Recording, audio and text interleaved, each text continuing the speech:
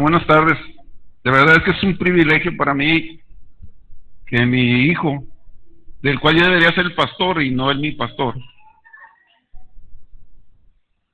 me dé el honor de compartir con ustedes una porción de la palabra. Y esto nace porque, bueno, yo sé que muchos de nosotros nos hemos ido de boca muchas veces y hemos hablado y las palabras nos han comprometido y después cuando viene el tiempo de cumplir con ese compromiso, como que nos cae de sorpresa, ¿no? Y eso lo digo porque un día le dije a Ricardo, ¿sabes qué, hijo? Yo veo que andas muy atareado, me gustaría si alguna vez, si tú te sientes muy presionado, pues que yo te echo la mano, le digo, yo te puedo predicar un día, el miércoles o lo que sea. Dijo, sí, está bueno, pues vamos a ver. Y ya quedó la cosa así y me dice que hay que compartir.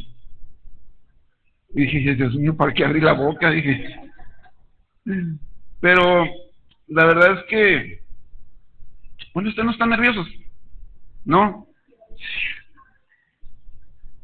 Yo sí estoy bien nervioso y he compartido, no muchas veces, gracias, por la gracia de Dios, y normalmente siempre me pongo nervioso. Se me cruzan las palabras, se me cruzan las ideas,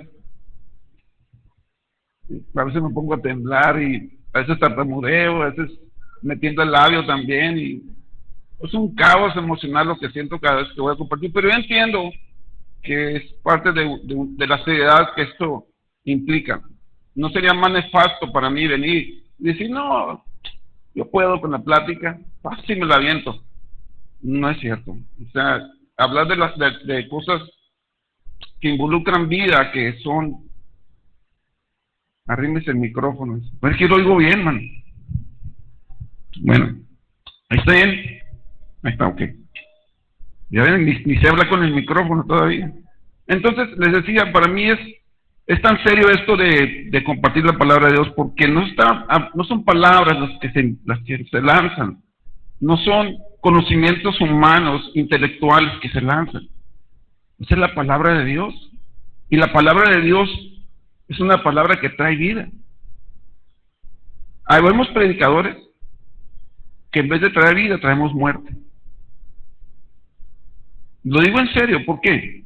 Porque en vez de bendecir la palabra, aunque sea la misma escritura, no llena, no sacia, no, el espíritu se queda seco todavía. Yo conozco, gracias a Dios, los años que tengo en el Evangelio, que tuve el privilegio, el honor de que Dios me rescatara, he escuchado muchos predicadores. Pero hay predicadores que traen vida. Y esos predicadores son los que hay que observar. Esos son los predicadores que hay que escuchar. Son predicadores en los cuales nosotros tenemos mucho que aprender. ¿Por qué? Porque están trayendo vida. Y la palabra es vida. No son hombres que se creen la grita maravilla, son hombres humildes regularmente. Son hombres que están dispuestos a lo que sea por complacer y cumplir con el llamamiento para lo cual están aquí en un lugar como este. Por eso para mí es un privilegio y a la vez es un compromiso muy grande. Yo doy gracias a Dios por mi hijo, porque ha sido una bendición para mi vida, ¿no? Desde que nació. El día de hoy vamos a dar continuidad a la temática de la serie que empezó Ricardo hace 2 semanas, hoy tercera semana, acerca de la primera carta de Pedro. Y, a ver, la primera carta de Pedro fue escrita en medio de una situación muy difícil. Miren, ya Ricardo lo comentó la vez pasada, y discúlpenme con esto. Ya comentó la vez pasada Ricardo acerca de que en qué tiempos estas cartas se comenzaban a dar. Incluso los evangelios fueron escritos también alrededor de ese tiempo, como en los años 60 después de Jesucristo. Y las cartas también se escribieron porque tenían un propósito. En ese tiempo, voy a hacer un poquito de historia, no sé cuánto tiempo. Sí, tú me marcas, ¿no? Okay. Levanta el micrófono. Entonces, Pues te voy a hacer un poquito de historia porque es importante que nosotros conozcamos el contexto de lo que sucede con las famosas cartas y por qué se crearon las cartas y de dónde nacieron los evangelios. La mayoría de la gente no sabemos en qué contexto histórico se escribieron los libros, que son lo que nosotros tenemos hoy, los evangelios de Mateo y todas las cartas universales, las cartas de Pablo, etcétera, etcétera. Resulta que, voy a hacer un poquito de historia, en aquel tiempo, cuando estaba lo mero crítico en Israel por la ocupación romana, más o menos en el año 60, no nomás había la opresión política que ejercía Roma y la presión de exprimir económicamente al país. Incluso había grupos radicales de judíos radicales que querían quitarse el yugo de Roma.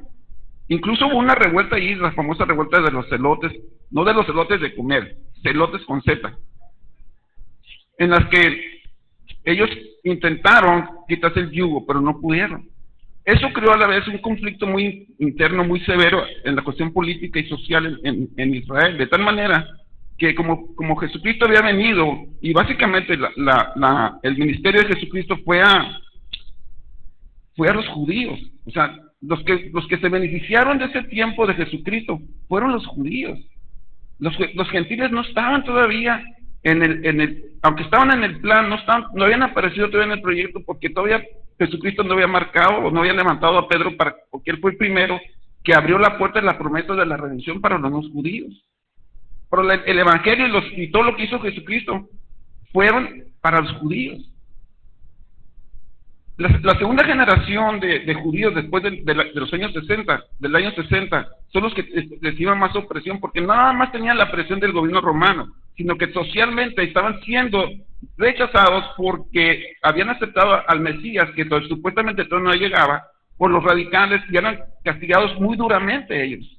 Eran perseguidos, incluso en Roma, en el emperador Nerón tenía una persecución feroz contra los judíos en Roma. No en todas las provincias, pero en Roma sí. Sin embargo, aquí incluso Pedro, nacen las cartas de las cartas de Pedro en medio de una situación en la que no querían ellos, por ninguna razón, que los dichos y las promesas y los actos que había hecho Jesucristo se perdieran y se olvidaran en esta generación que estaba sufriendo tanta presión.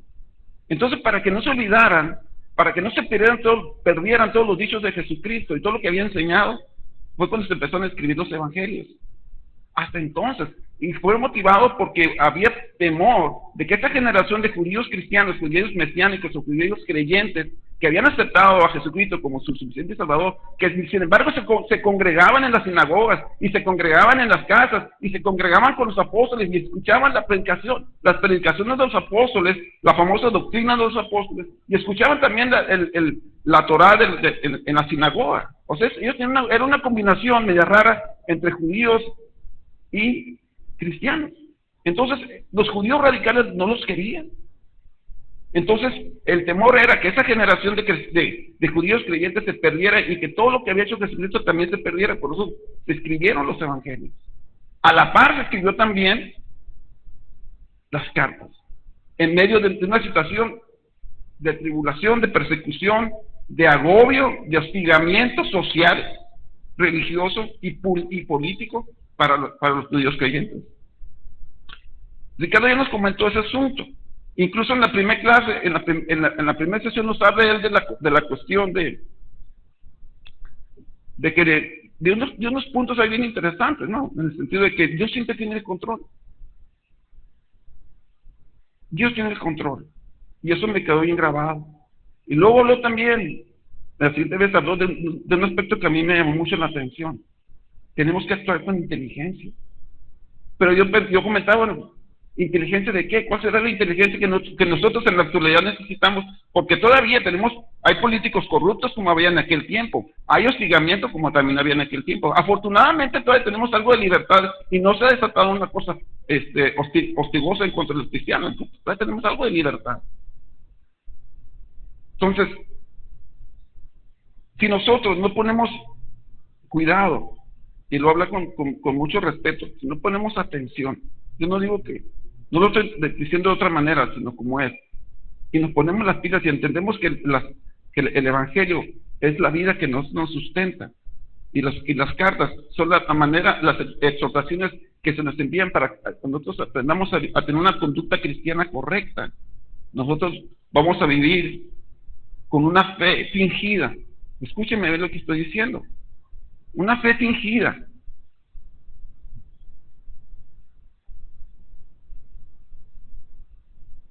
Aquí tengo unas notas. Yo soy muy malo para la cuestión de esto. Yo tengo que leer notas muchas veces. Y aunque al final de cuentas no las leo y casi no les hago caso.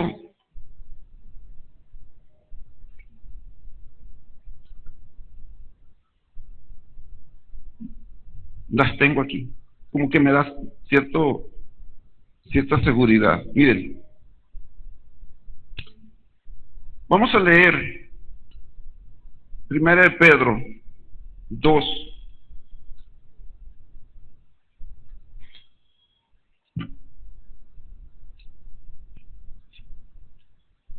Y después de que leamos, vamos a orar.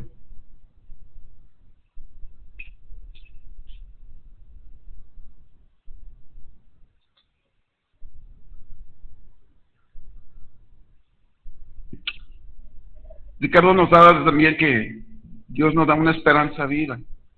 Y muchas veces nosotros conceptualizamos la esperanza como, cuando menos yo lo conceptualizo en el sentido de que la esperanza es algo que se espera. Ya sabemos que la fe es la certeza de lo que se espera, la convicción de lo que no se ve.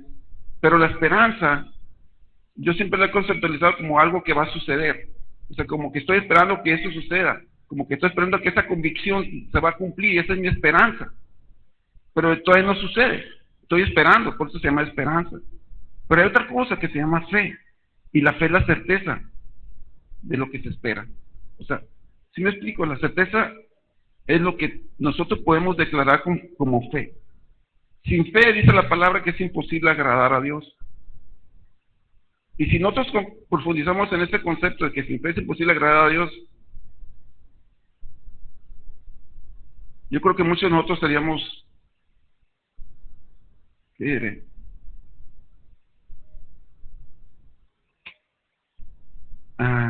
Golpeados. Miren, no voy a empezar todavía, no voy a leer. Cuando estaba preparando y leyendo el tema y todo ese rollo, pues me puse a orar. Yo tengo que orar porque si no le voy a poner de lo que yo quiero, de lo que yo pretendo. Y muy en ella me levanté como a las 3 de la mañana. Bueno, me despertó el espíritu, me despertó y me puse a orar. Y empecé, Señor, Señor, voy a compartir tu palabra. Para mí es algo importante. Yo necesito que tú me des qué es lo que el pueblo necesita. Yo no sé, pero tú sí sabes. Necesito que tú me digas de qué le voy a hablar a ellos para que, cómo ser utilizado por ti como un instrumento. Y me postré y estaba ahí. De repente vino a mi mente, dice,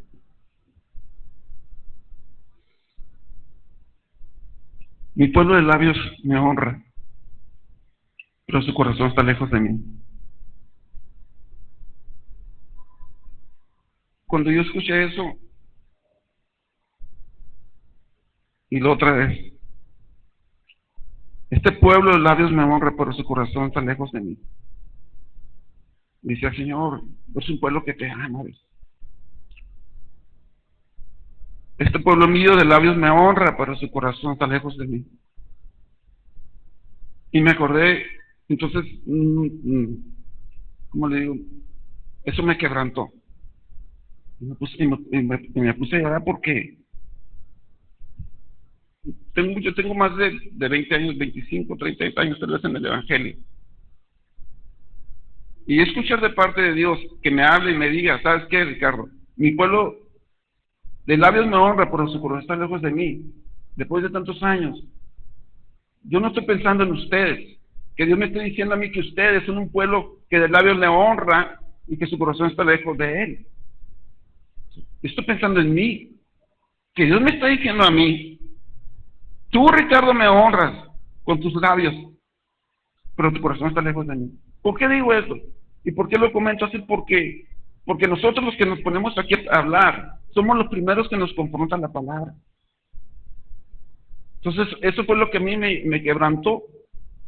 Y le pedí perdón a Dios, porque sí es cierto. Muchas veces he honrado a Dios. Muchas veces he honrado a Dios con mis palabras. Pero mi corazón muchas veces también ha estado lejos de Él. Y si aquí hay alguien que no ha experimentado eso, no levante la mano. Me va a entender lo que estoy diciendo. Entonces la pregunta mía era, ¿por qué Dios me está hablando a mí que diga que su pueblo de labios le honra, pero su corazón está lejos? Ahora sí vamos a leer. Dice, en Isaías 29, me puse a investigar porque hasta eso no me sé la cita. Sí la he escuchado muchas veces, pero no me sé la cita, y me puse a investigar dónde estaba la cita de esa, y la leí en Isaías 29, para los que apuntan, del verso 13 al 14, y dice así: dice pues el Señor, porque este pueblo se acerca a mí con su boca,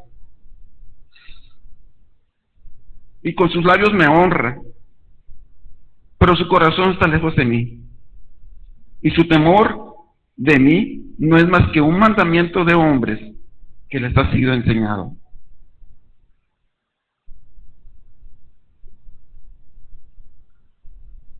Mandamiento de hombres. Hemos aprendido a temer a Dios porque nos han enseñado la palabra, pero nuestro corazón no tiene temor de Dios. Si hubiera temor de Dios, otro gallo le cantara al Valle Imperial, otro gallo le cantara, otro a Mexicali, otra fuera el gallo que le cantara al pueblo de Dios, pero nuestro corazón está lejos. Esa es la verdad. No dudo que haya personas aquí que están enamoradas del Señor con pasión, que sienten fuego en su corazón y se entregan a la adoración con total entrega. Y en su corazón hay una actitud de rechazo para el pecado. Sí, sé que lo hay, pero no la mayoría. Porque se ha vuelto rutinario, se ha vuelto, vamos a la iglesia, Simón, sí, vamos al concierto, y no sabemos los cantos, pero nomás hasta ahí, de boca. El tema que vamos a hablar, ahora sí ya voy a orar, ahora sí. Dios Todopoderoso, te doy gracias, Señor. Inclinas tu rostro, por favor. Dios Todopoderoso, ten piedad y misericordia a nosotros, Señor. Ten compasión y, Señor, misericordia a nuestro corazón rebelde, Señor. Que en vez de acercarse a ti, Señor, en medio de una dificultad, en medio de una tribulación, en medio de una angustia, Señor, se aleja de ti, Señor. Se enfría su corazón porque no ha sido cimentada tu palabra aún todavía, Señor. Porque los rudimentos de la fe no han sido grabados en el corazón con fuego, Señor. Yo te ruego en el nombre de Jesús que tú bendigas mis labios, Señor. Que tú los quemes con carbón encendido para que solo palabra tuya salga de ellos, Dios. En el nombre de Jesús. Prepara el corazón de mis hermanos y que esta palabra que vamos a leer, Señor, llegue y marque, Señor, de una vez y para siempre sus vidas, Dios. Porque ¿quiénes somos nosotros para oponernos a ti, Señor? ¿Quiénes somos nosotros para venir a ti con una fe fingida, Señor? ¿Quiénes creemos que somos para actuar, Señor, tan libertinamente, Señor? Tú nos has constituido tu pueblo, Señor. Te ruego pues en el nombre de Jesús que tú levantes a este pueblo, Señor. Que tú santifiques a este pueblo. Que tú lo sustentes en el nombre poderoso de Jesús. Amén. Dice el verso 4 de primera de Pedro 2, verso 4, dice, lo voy a leer de una versión que se llama versión textual hebraica. Esta versión es una versión que está traducida directamente del arameo. No está traducida al griego y del griego para acá y luego para allá. Está traducida directamente del hebreo, del arameo. ¿Ok? Dice así, verso 4, procurando siempre estar cercanos al Mesías. Note usted la diferencia. Usted va a leer verso 4. Cristo es la piedra viva. ¿Esto es lo que dice? Bueno, aquí dice, verso 4. procurando siempre estar cercanos al Mesías. Piedra viva, desechada ciertamente por los jueces humanos, mas para Dios escogida y preciosa. Vosotros también, nosotros también, como piedras vivas, estáis o estamos siendo edificados como un templo espiritual para un sacerdocio santo, a fin de ofrecer sacrificios espirituales aceptables a Dios por medio de Jesucristo.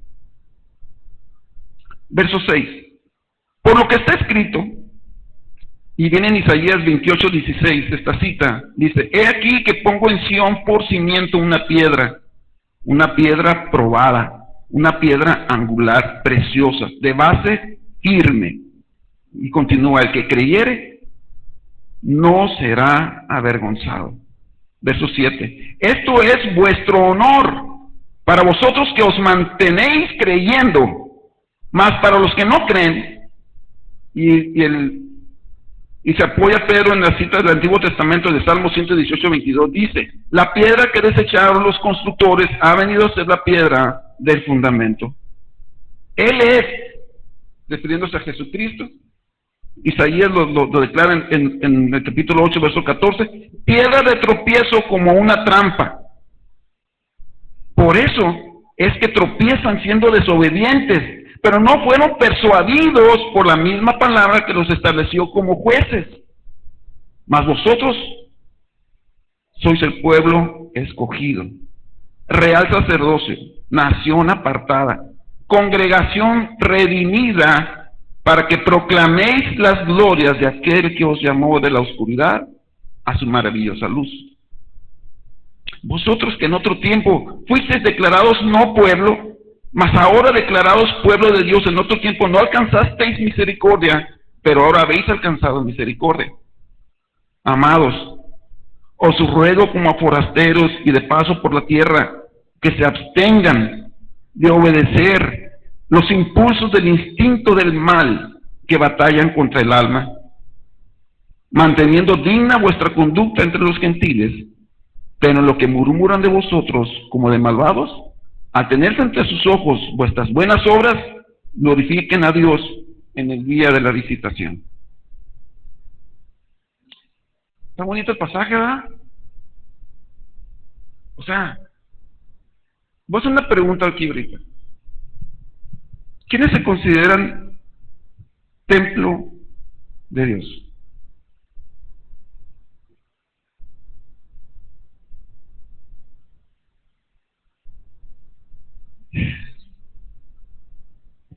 Eso es lo que me refiero, muchachos.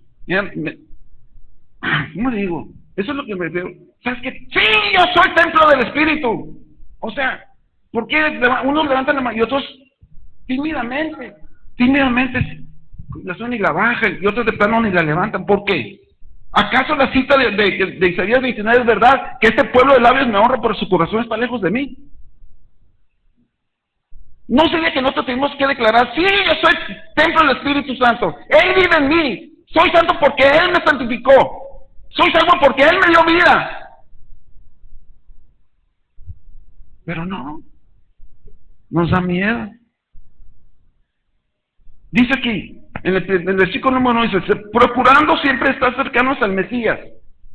Procurando estar siempre cercanos al Mesías. ¿Qué significa? Estar cerca nomás así. O sea, se refiere que nosotros nos acercamos a Él porque hay algo en nuestro corazón, hay algo en Jesucristo que nos llama la atención, hay algo en Él que nos motiva a acercarnos, como cuando tú ves algo que brilla. Una vez, les voy a platicar rápido, venía por la salada, como eso de las 3 de la tarde, un calorón que estaba haciendo, y de repente hacia lo lejos veo que algo brilla, pero de una manera impresionante. Iba en el carro, en la que criticó mi hijo, la Sonoma. Iba en el carro, bien encerrado como a 50 millas. Y veo el resplandor y me paro. Captó mi atención. Fíjense, captó mi atención de tal manera que me paré. Y ya me paré, y me bajé del carro. Y dije: ¿qué será eso? ¿Qué será? ¿Qué será? ¿Qué será? Dije yo. Pero brilla mucho.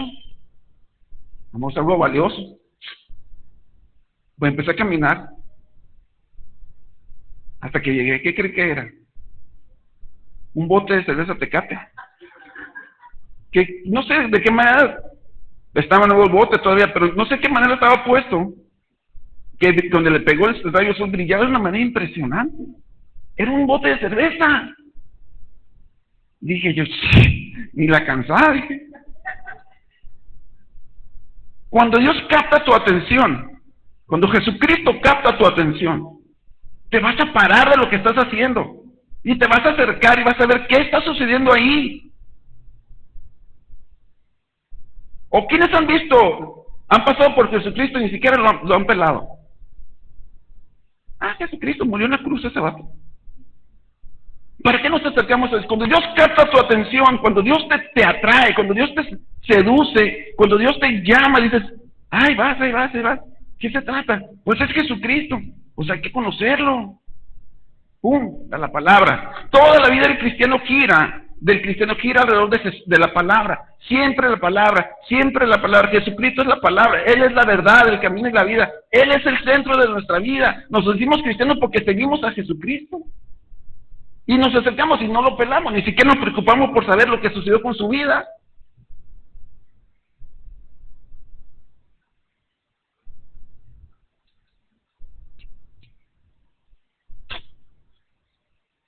Cuando Dios me dijo, de labios me honra, pero su corazón está lejos de mí, no pude aguantar. No lo aguanté. ¿Quién es templo del Espíritu? Amén. Gracias, Dios. ¿Para qué es un templo? Dice la palabra, lo que leímos, que Él, el Mesías, es la piedra angular, es la piedra importante, es la piedra en la cual se va a edificar. Y preguntamos, ¿qué se edifica sobre esa piedra? Se va a edificar la fe. La fe es la que se va a edificar sobre esa piedra. Y se va a edificar la nueva relación que tenemos con Jesucristo, la nueva relación que tenemos con Dios a través de Jesucristo. Eso es lo que Dios está edificando en esta piedra. Por eso dice que es una piedra viva. Por eso es una piedra angular, porque la piedra angular, no sé los que sepan, en aquel tiempo los que hayan leído algo de construcción de aquellas épocas, agarraban la piedra angular y mira, era una piedra cualquiera. Y le empezaron a dar que tiene que medir tanto, y quítale aquí, y quítale acá, móchale aquí, La hacen de una piedra bruta, la hacen una piedra angular, y la hacen tan exactamente como debe de ser, porque es la primera piedra que se va a poner, y de esa piedra que se ponga, se va a edificar todo el edificio, porque si esa piedra está mal, el edificio no va a servir. Si lo bajamos a nuestra vida ahorita, la palabra declara que nosotros somos como piedras vivas. ¿No dice así? No leímos ahorita que somos como piedras vivas. ¿Por qué no somos piedras muertas? Antes éramos piedras muertas, pero ¿por qué somos piedras vivas ahora? Por Jesucristo, porque creímos en el Evangelio, porque creímos en el llamado, porque creímos en el sacrificio redentor de Jesucristo. Si no, ¿de qué manera podríamos estar vivos? ¿De qué manera podríamos edificar un templo para un sacerdocio santo? ¿Cómo podríamos ser apartados si la piedra angular, si es una piedra muerta? No se puede. Tenemos que pagar un sacrificio. Y a mí me encanta Pablo. Un vato, perdón. Es un hombre es lo que me queda. Vamos a ir a Filipenses rápidamente. A Filipenses 3. Dice, cuidado del verso 2. Capítulo 3 de Filipenses, verso 2. Dice, cuidado de los perros. Cuidaos de los malos obreros. Cuidaos de la falsa circuncisión. Porque nosotros somos la verdadera circuncisión, que adoramos en el Espíritu de Dios y nos gloriamos en Cristo Jesús, no poniendo la confianza, ¿dónde? En la carne. ¿Qué es lo que se opone a la mente de Cristo? Rápido. ¿Qué es lo que se opone a la mente de Cristo? Pues la mente carnal. Nuestra carnalidad es lo que se opone y no deja que la mente de Cristo se establezca. Y nosotros no hemos tenido la capacidad de refrenar, de someter al señorío de Cristo nuestra carnalidad, porque somos atraídos y eso sí nos capta la atención y nos jala.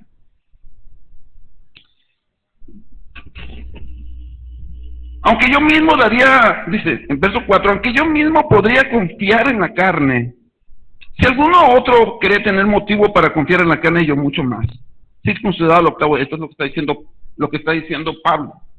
Circuncidado al octavo día, del linaje de Israel, de la tribu de Benjamín, hebreo de hebreos, en cuanto a la ley fariseo, en cuanto al celo perseguidor de la iglesia, en cuanto a la justicia de la ley, hallado irreprensible. Este pueblo de labios me honra, pero su corazón está lejos de mí. Este era Pablo, antes de. Pero todo lo que para mí era ganancia, lo he estimado como pérdida por amor de Cristo. Y aún más, yo estimo como pérdida todas las cosas en vista del incomparable valor de conocer a Cristo Jesús, mi Señor, por quien lo he perdido todo y lo considero como basura a fin de ganar a Cristo y ser hallado en Él, no teniendo mi propia justicia derivada de la ley, sino la que es por la fe en Cristo, la justicia que procede de Dios sobre la base de la fe y conocerle a Él. Conocerle a Él. Para eso nos acercamos a Dios, a Jesucristo, para conocerlo a Él. ¿Sabe cómo le dio vida a usted, Jesucristo? Se lo voy a decir rápidamente. Sucedió en la cruz. Cuando Él fue crucificado, usted fue juntamente crucificado con Él. Escúchenme bien.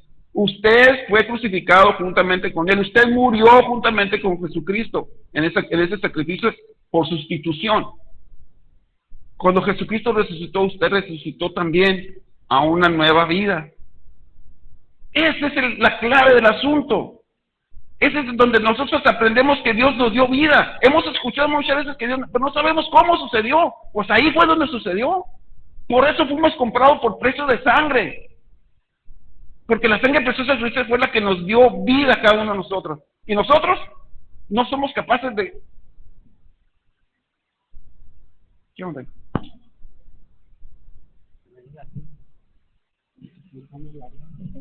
No puedo correr para allá, ¿no?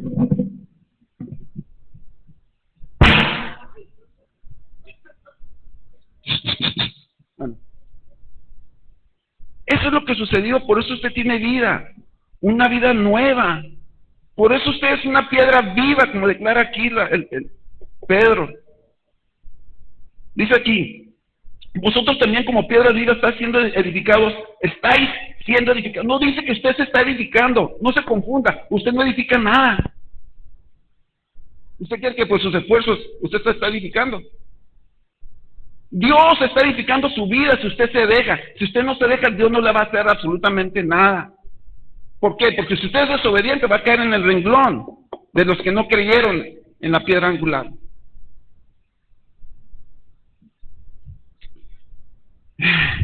Verso 10 del mismo Filipenses. Y conocerle a Él, el poder de su resurrección y la participación de sus padecimientos. ¿Usted cree que el cristianismo, cualquier cosa que viene, cualquier tempestad, cualquier situación económica, cualquier situación familiar, cualquier situación de trabajo, cualquier situación en la iglesia, incluso hasta una fricción con uno de tus hermanos aquí en la iglesia, sea comparado con los padecimientos de Jesucristo? Entonces, ¿por qué nosotros nos dejamos ir con ese rollo? Cuando aquí Pablo está diciendo que yo prefiero tener los padecimientos, vivir juntamente con él los padecimientos, y identificarme con el vituperio de Cristo y sostenerme, como dijo Moisés, como viendo lo invisible. 10 minutos.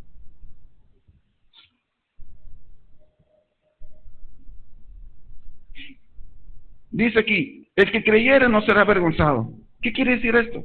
Si tú crees, mire, nuestro creer depende de en qué tengamos depositada nuestra fe. Yo lo he dicho muchas veces en los grupos de discipulado.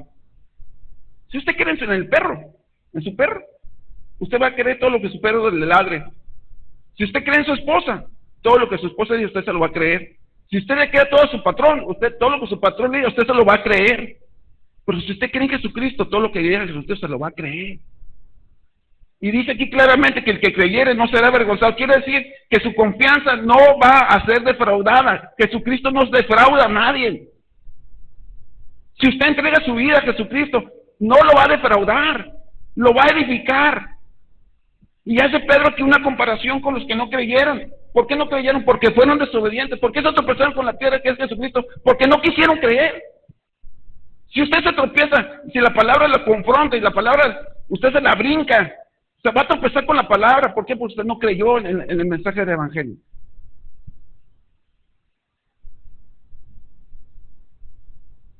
Podemos decir como Pablo y conocerle a Él el poder de su resurrección y participación en sus padecimientos, llegando a ser como Él en su muerte. Para eso nos acercamos a Jesucristo, para conocerle, para saciarnos de Él, para llenarnos de su Espíritu Santo. ¿Con qué propósito? Con el propósito de ser como Él. Usted no va a ser nadie como usted. Él va a tomar lugares en su vida y Él va a ser el que controle su vida y usted nada más va a dejarse conducir en obediencia. ¿Usted cree que es santo? ¿Ustedes creen que son santos? ¿Apartados para Dios? ¿En virtud de qué? En virtud de que Él es santo y Él toma control y posesión de tu vida. Por eso tú eres santo. Cuando Cristo deja estar en tu corazón, cuando tú lo haces a un lado, cuando tú lo rechazas, dejas de ser santo inmediatamente. Aunque tus palabras digan que eres santo, no eres santo, porque Cristo no está contigo. Venimos de la iglesia, ¿cuánto venimos de la iglesia? Y cantamos, ¿cuántos minutos me quedan? Bueno. Me voy rápido porque tengo que terminar esta cuestión. Mas vosotros, dice, sois el pueblo escogido, real sacerdocio, nación apartada, congregación redimida, para que proclaméis las glorias de aquel que os llamó de la oscuridad a su maravillosa luz. Levanta tu mano de que es pueblo escogido. Amén. Eso es. Ahora, ¿te la creen? Porque yo lo puedo aceptar con mi boca, así como dijo Isaías, este labio de labios me honra, pero su corazón está lejos de mí. No hay peor cosa que tratar de engañar a Dios con una fe fingida. ¿Usted cree que engañan a Dios? ¿Usted cree que podemos engañar a Dios? Jamás, nunca. Entonces sí, somos real sacerdocio. ¡Ay! El reino de sacerdotes, dijo Moisés, dijo Dios, le dijo Dios a Moisés que nos dijera, reino, sacerdote. Antes necesitaban un sacerdote que oficiara en el Antiguo Testamento entre el pueblo y Dios a través de un servicio en el altar. Y había otro sacerdote que era el sumo sacerdote, que ese era intermediario entre el pueblo y Dios. Ese era el sumo sacerdote. No cualquiera puede ser sumo sacerdote.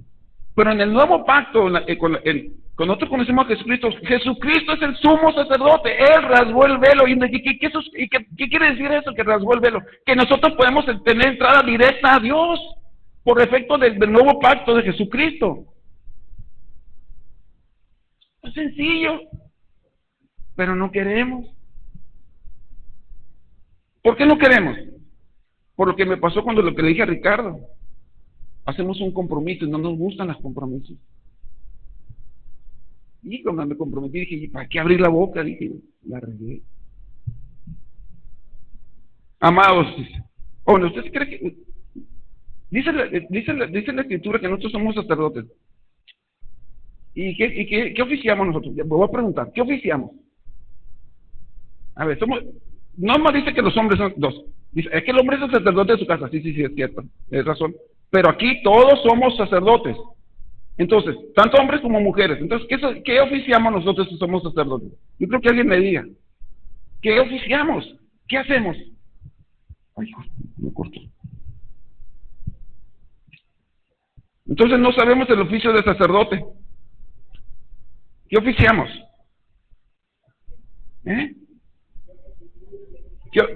Oficiamos sacrificios.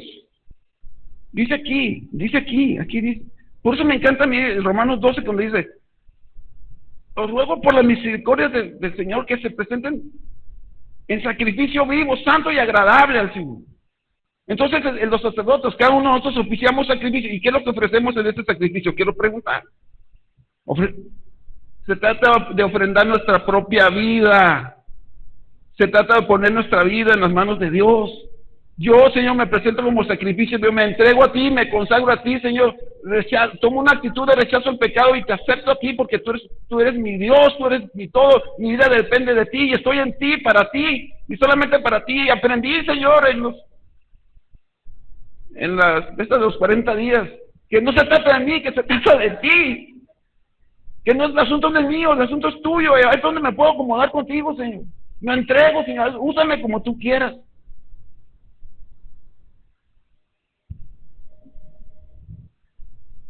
Dice nación santa, nación apartada. Ricardo ya nos explicó perfectamente lo de la santidad, pero le repito una vez, usted no es santo porque se lo merezca, o porque tenga, o se haya ganado la santidad. Usted es santo porque Dios tú reflejas a Jesucristo. Y la gente que te conozca y que vea cómo te conduces, cómo te comportas y todo eso, va a decir, algo tiene porque es diferente a los demás. ¿Qué es? Es la santidad de Dios que se está manifestando. Cuando tú pasas desapercibido en el mundo, que nadie te pela, que no hay persecución, que no hay ataque, que no hay hostilidad contra ti, quiere decir que no estás reflejando la santidad de Dios, porque eso les choca, los confronta, los desagrada, no nos quieren, pues.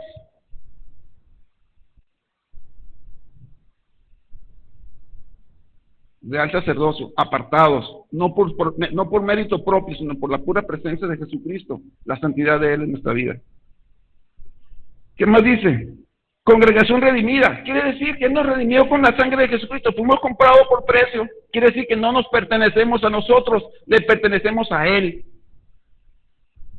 Entonces, ¿cómo le voy a decir a Él, Señor, pues, yo me hice así? No, tú me hiciste, ¿qué voy a hacer, Señor?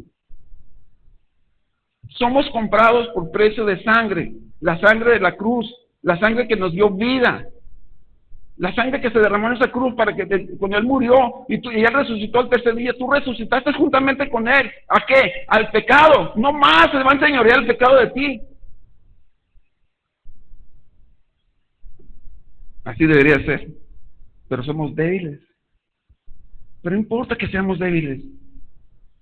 Él se perfecciona. El poder de Dios se perfecciona en nuestra debilidad. No te agüites si eres feo. Perdón. No te agüites si caes. Claro, procura no agarrar ese estandarte. Pues que sobreabunde el pecado para que sobreabunde la gracia. Preguntó. No. Sino que cada día puedes pararte, dar gracias a Dios y hacer un nuevo ajuste en tu relación con Dios. Día tras día tener una comunión, permanecer en Él, comerte la palabra, meterte en la palabra, buscar. ¿Qué digo? No tendrían que estar diciendo aquí, ay, están devocionales que no se han vendido. Ya sí deberían estar desde cuándo. Ya debería haber un compromiso de saciarte con la palabra de Dios y la Biblia. La Biblia, la palabra es la esencia del cristiano. Todo gira alrededor de la palabra. Cristo es la palabra, todos estamos ahí, pero nadie la pela. Este pueblo de labios me honra, pero su corazón está lejos de mí. ¿Cómo no me iba a quebrantar? Cuando Dios me estaba confrontando a mí mismo, me estaba diciendo lo que yo sé que soy. Amados, os ruego como a forasteros y de paso por la tierra, que se abstengan de obedecer los impulsos del instinto del mal que batallan contra el alma, manteniendo digna vuestra conducta entre los gentiles. ¿Qué quiere decir? Que dando testimonio de lo que somos, para que lo que murmuran de vosotros como de malvados, porque esos sí son muy buenos para criticar, al tener frente a sus ojos vuestras buenas obras, glorifiquen a Dios en el día de la visitación.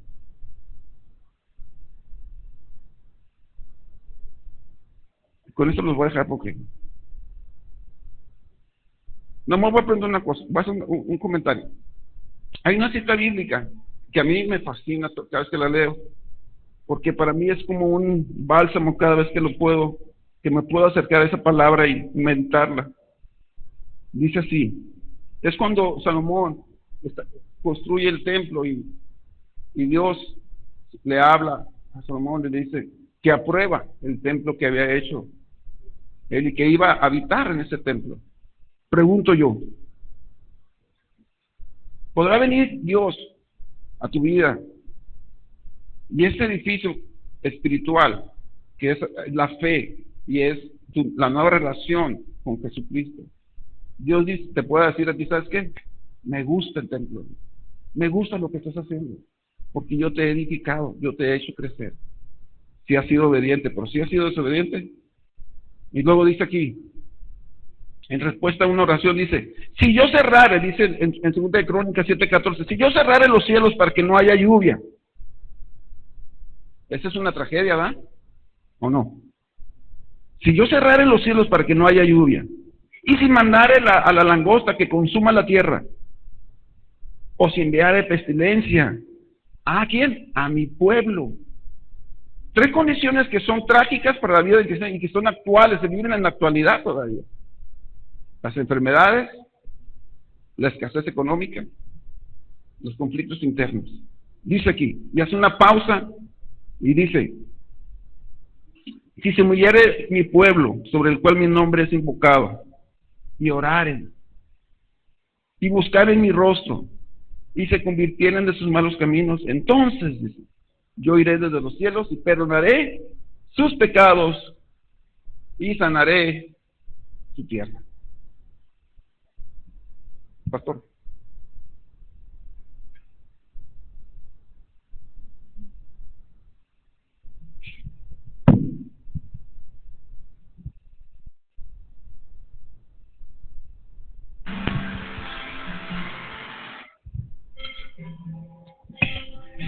Los voy a invitar a que inclinen su rostro ahí donde están. Y creo que Dios ha sido bastante claro el día de hoy. Creo que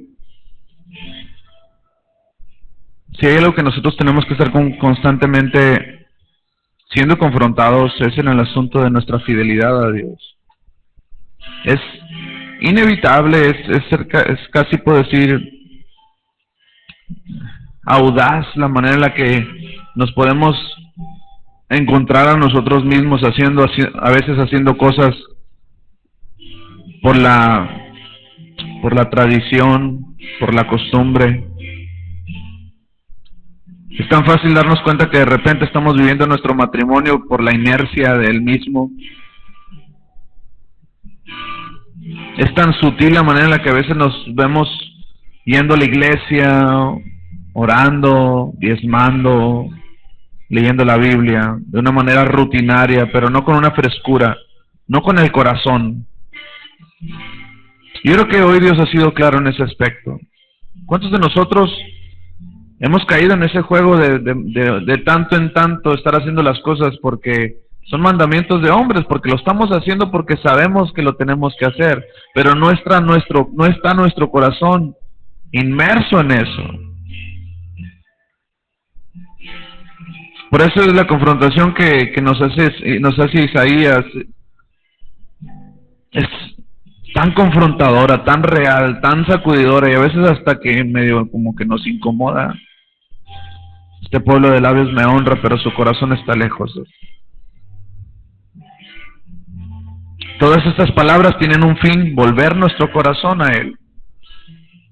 Nuestro corazón, nuestras decisiones, nuestras emociones, nuestros sentimientos, la voluntad de hacer las cosas, volverlas a nuestro Padre.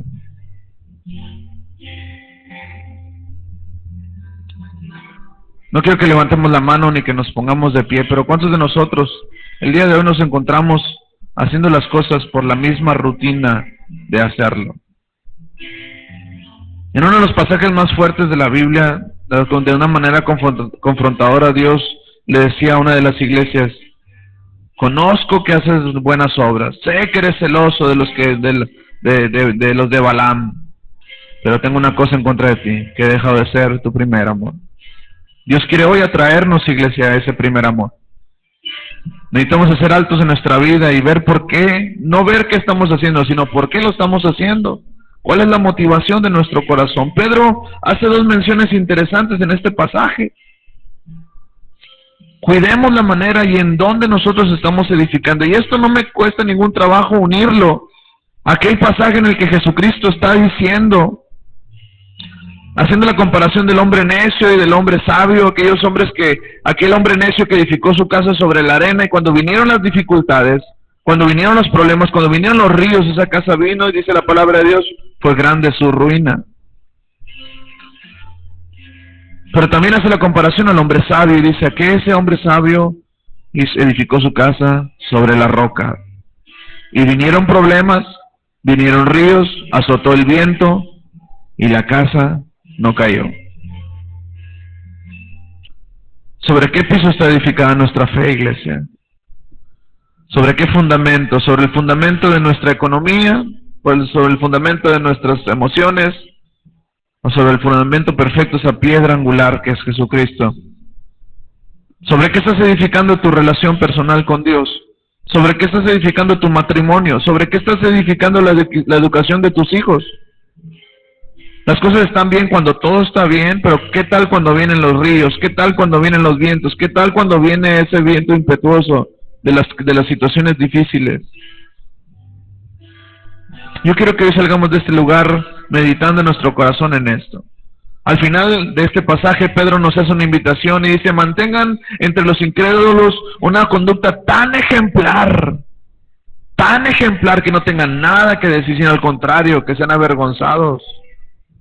Que cuando quieran decir algo en contra de ti y de tu familia porque eres cristiano, porque tienes fe, ellos queden avergonzados al ver que en las mismas circunstancias tu matrimonio, tu vida, tus hijos, tu economía se ha mantenido en alto, porque has sembrado correctamente, porque has puesto el fundamento perfecto que es Jesucristo. Te voy a invitar a que nos pongamos de pie, que terminemos este tiempo haciendo un compromiso con Dios. En Corintios la palabra de Dios nos dice, Dios puso el fundamento, cada quien tenga cuidado de cómo edifica. Unos pueden edificar con oro, unos pueden edificar con plata, otros pueden edificar con heno, con hojarasca. Al final todo va a ser pasado por fuego, dice la palabra de Dios. ¿Y qué es lo que va a sostenerse? ¿Qué es lo que va a mantenerse? Aquellas cosas que hicieron con sacrificio, con valor, con entrega. Así que te voy a invitar a que levantes tus manos al cielo. Y no te quiero preguntar si hoy tu corazón está lejos de Dios, si de labios honras al Señor. Yo quiero que tú te preguntes a ti mismo, ¿cómo está mi corazón contigo, Señor? Que le podamos decir así con nuestras manos alzadas, como David dijo, Padre, escudriña mi corazón, abre, examina mi corazón, Señor, y ve si hay perversidad en él. Encuentra si hay algo que te está ofendiendo, Padre, examina. Ahí donde estás, dile, examina mi corazón, Señor. Abre mi corazón. Ve qué hay en él, Señor. ¿Cuáles son las intenciones que mueven mi vida? ¿Por qué estoy aquí en este lugar, en esta ciudad, en esta congregación? ¿Por qué soy cristiano? ¿Cuál es la motivación que mueve mi corazón, Señor? Lo único que quiero es honrarte, mantener un testimonio, Señor, de vida, de que tú estás conmigo en todas circunstancias, Señor. En el nombre de Jesús. Así con tus manos alzadas, ¿por qué no cantamos esto con todo nuestro corazón?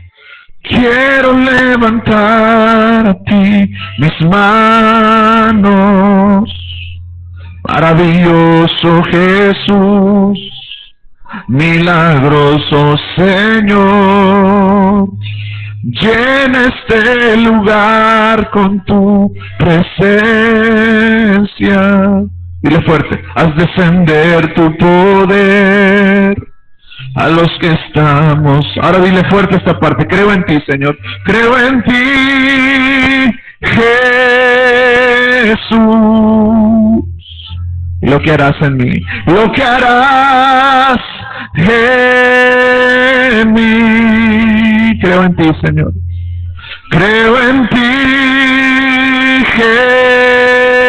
Jesús, y lo que harás en mí, en mí, en mí. Dale toda la gloria a Él. Recibe toda la gloria, recibe toda la honra, precioso. Hijo de Dios, recibe toda la honra, precioso Hijo de... Creo en ti, Señor, dile fuerte estas palabras. Creo en ti, Jesús, y lo que harás en mí. Creo en ti, Jesús, lo que harás en mí. Padre, te damos gracias por tu palabra en esta tarde. Sabemos, Señor, que tú has puesto un fundamento en nuestro corazón y es esa piedra angular, esa piedra, Señor, sobre la cual nosotros podemos edificar garantizando, Señor, que no importan las circunstancias, no importa lo que venga sobre nuestra vida, al haber construido en esa piedra que es Jesucristo, nuestra vida se mantendrá en alto, nuestro matrimonio se mantendrá en pie, nuestras finanzas, nuestros trabajos, nuestros hijos, porque hemos edificado sobre la roca. Recordamos en cuál es el propósito de construir. Tú nos has hecho un linaje escogido, una nación santa, un pueblo adquirido, separado por Dios. ¿Para qué? Para anunciar las virtudes de aquel que nos llamó de las tinieblas a su luz admirable. Hoy hacemos un compromiso contigo de vida, un compromiso de testimonio, Señor, de mantener una conducta tan intachable, tan ejemplar, Señor, que como nos compartía mi papá en esta tarde, Señor, sea irresistible la luz que irradiamos para que se acerquen a tu nombre, para que se acerquen a ti. Pero ¿qué luz vamos a irradiar, Señor, si nuestro matrimonio es igual que cualquier otro? ¿Qué vamos a irradiar si nuestra economía es igual que cualquier otro? Padre, necesitamos tu intervención urgentemente en nuestra vida. Y oro por cada persona en este lugar. Pido, Señor, que tú nos des la sabiduría, la determinación, Señor, de edificar sobre lo que permanece para siempre, que eres tú, Señor. En el nombre de Jesús, y que tu nombre, a tu nombre siempre sea toda la gloria y toda la honra. En el nombre de Jesús. Amén. Iglesia, Dios los bendiga. Estamos despedidos. No se olviden de que... Ay, se me olvidó. La junta de servidores el lunes 22 a las 7 de la tarde. No dije hora, pero es de lunes a las 7 de la tarde. Así es que Dios los bendiga. Nos vemos el domingo con el favor de Dios a las 11 de la mañana.